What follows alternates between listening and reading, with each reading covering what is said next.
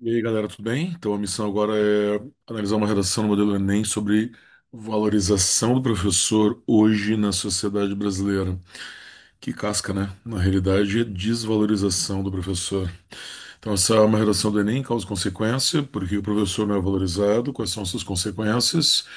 A redação foi escolhida porque ela cumpriu perfeitamente bem essa instrução e tem uma análise ali sobre o repertório, mas é uma vantagem dessa redação também.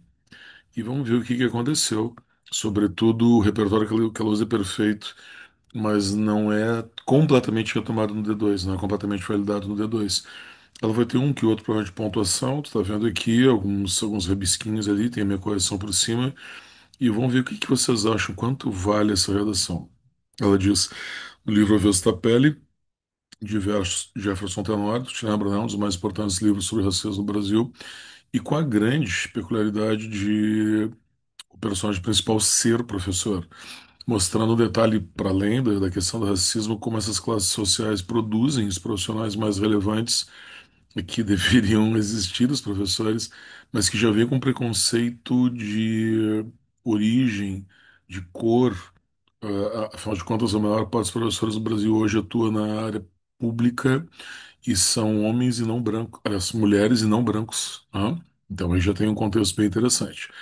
Então, acompanhamos a trajetória de Henrique, professor de português da capital gaúcha, que tem como seus planos de fundo a versão magistério e a fotovalorização dessa atividade. Nesse sentido, observamos a estruturalidade e o problema desse contexto, levando em consideração o histórico desprestígio da profissão, em paralelo ao impacto social exercido por ela, tornando o debate acerca desse tema relevante e essencial para a comunidade. Ficou bem legal os contrapontos. Para isso, o repertório do Tenório é perfeito, né? A estruturalidade problemática do contexto, levando em consideração o desprestígio em paralelo ao impacto social exercido por ela, né? A profissão de professor. Perfeita contextualização. E sempre no sentido de nexos bem colocados, né? Ali nesse sentido, agora em primeira análise, é necessário refletir acerca das causas que desvalorizam a profissão e reduzem o prestígio de professores, essencialmente no ensino básico, perante a sociedade. Nesse sentido, destaca-se o contexto da má gestão do ensino público e da negligência do Estado com a questão, tendo como base o estímulo ao ingresso na escola por parte do governo, em especial a partir dos anos 2000, em contraste com a lacuna de manutenção tanto da estrutura das instituições quanto do preparo e qualificação do corpo docente.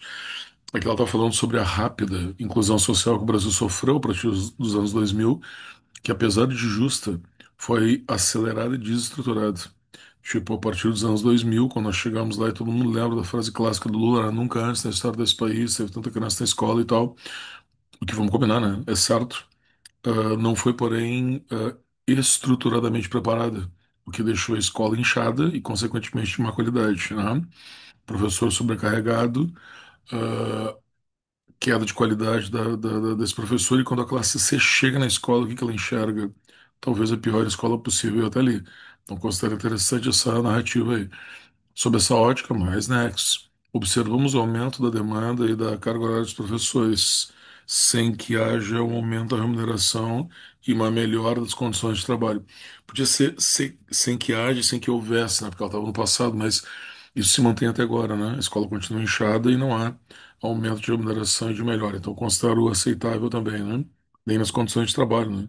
Se o professor trabalha mais, trabalha com mais alunos, porque mesmo que ele tenha as mesmas cargas horárias de antes, se ele tiver mais alunos, ele tem mais trabalho, naturalmente, né? Então, você tem uma demanda maior, mais diversificada, mais exigente, com as mesmas condições de trabalho, ou piores pelo inchaço de alunos, ok? Isso se reflete na desmotivação dos profissionais e inviabilidade de atualização pela falta de tempo livre, seja profissão com condições bem fechadas, negativas e bem fechadas, né? Tu trabalha muito, tu ganha mal, as condições são ruins e, consequentemente, tu não te atualiza, tu não sai do lugar. Quadro negativo, muito bem pintado pela moça aí. Como consequência, dar nexos e relações para o cenário em pauta, observamos a precarização do ensino no Brasil, seja nas instituições públicas, seja nas privadas, visto que essas refletem o contexto proporcionado pelo Estado. Isso é bem importante entender, tem tudo a ver. É a mesma coisa que acontece, por exemplo, na relação de saúde pública e saúde privada. Sendo a saúde pública muito ruim, A privada não tem que fazer muita coisa para ser melhor. Basta ela se apresentar, ó, eu tô aqui, ó, vem para cá, entendeu? Como a escola também, e tu nota cada vez mais as questões de disciplina, desrespeito, que nós colamos nas públicas começam a aparecer também nas instituições privadas, ok? Então tá perfeito aqui. E a diminuição do capital simbólico dos docentes que atuam nesse setor, levando em consideração os baixos salários, a alta demanda laboral e a falta de expectativa operacional, ah, em ocorrência da escassez de possibilidades, tanto no sentido de relacionamento de trabalho, como no sentido de ganho de experiências que o ambiente fornece. Tipo, a gente sabe, agora ela estendeu um pouco o raciocínio do final do Neon, né? A gente sabe que o professor é um cara que vai ser explorado. Ele não consegue sair dali. Tipo, ele é um fornecedor de um serviço, que está na CLT. Dificilmente o professor vai ser um profissional autônomo. Ele está no mercado bastante poluído, porque tem muita gente dando aula. E, consequentemente, na, porque se vê pela quantidade de professores, não pela qualidade. Não existe meritocracia. Tem professor ali, tu taca para dar aula e paga o salário baixo. E mesmo que seja ruim, o profissional segue. Então, tem um mercado bastante poluído, um mercado que não oferece oportunidades. Consequentemente, um profissional desprestigiado é o operário da educação. Dessa forma, vemos a formação de um círculo vicioso em que o governo não oportuniza especialização e atualização dos profissionais.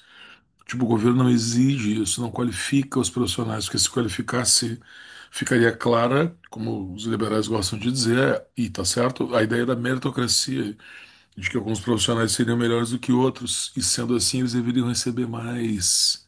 Esse que é o problema, porque ninguém quer pagar mais para o professor.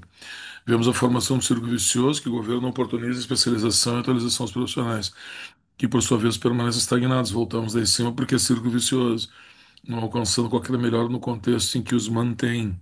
Aí acento agudo, né? Porque acontece cada vez mais valorizados e explorados. É isso aí. E aí quem é que paga por isso? O aluno, né? É o aluno que paga por isso. Em suma, como observado na obra de Tenório, a questão da valorização da figura do professor é um constante desafio no cenário nacional. Segue como desafio, né?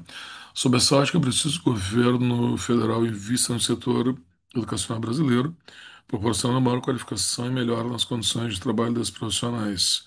O governo federal, então, é agente, invista a ação, proporcionando detalhamento, propondo programas que visem a especialização, né, visar a transitivo direto e atualização. A gente tem ação de detalhamento por meio da redução de carga horária, das cargas horárias exaustivas, o meio, e melhor da remuneração dessa ocupação. Esse é o meiozão, né? Objetivando a maior credibilidade da educação no Brasil e o maior desenvolvimento intelectual das próximas gerações e finalidade. Bom, vamos ver se anota essa pessoa aqui. Tu vê que ele errou crase, acentuação e tem mais alguma coisa aqui, não. E aquela pontuação ali. Então nós vamos fazer, eu vou fazer 160 na C1, 200 na C2, 180 na. Eu acho que tem uma leve repetição por causa do círculo vicioso. Talvez o corretor desconfiasse, um sim e outro não, 180. E 200 e 200, a C4 e na C5.